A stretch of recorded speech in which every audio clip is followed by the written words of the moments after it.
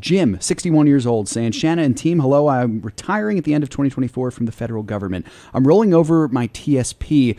We'll start to contribute, or I'll still contribute over the next year. We have a significant amount after 42 years. I'm using the investment model, 55 to 65, working another job to age 67 to 70 or so before starting Social Security.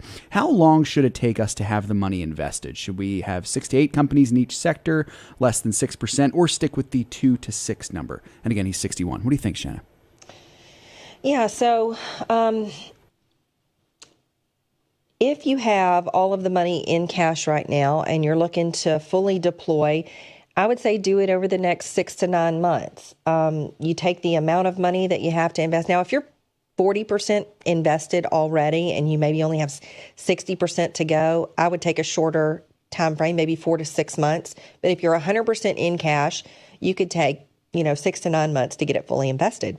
And the way that you do that is you take your total, you divide it by the number that you set your mind on. If it's six, then and you've got $60,000, then you deploy $10,000 each month on the same day.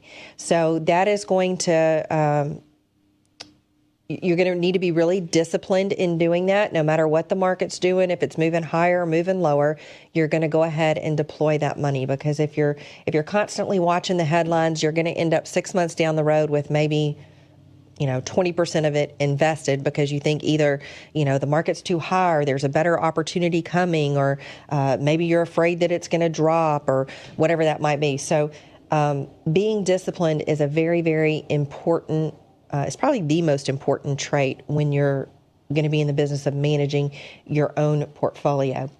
And then as far as how many companies, so I'm in favor of a more concentrated portfolio.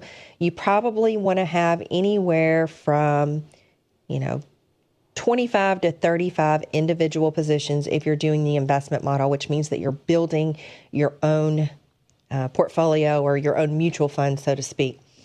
It really depends on how much money is allocated towards a sector. So if there's only 3% allocated towards a sector, you probably want to have at least 2 or 3 stocks. So you want to stay, rule of thumb, this is not, this is a tool rather than a rule, but you want to stay between 1 and 3% of your total portfolio in any one position. Less than 1% really doesn't make an impact if it goes up or down.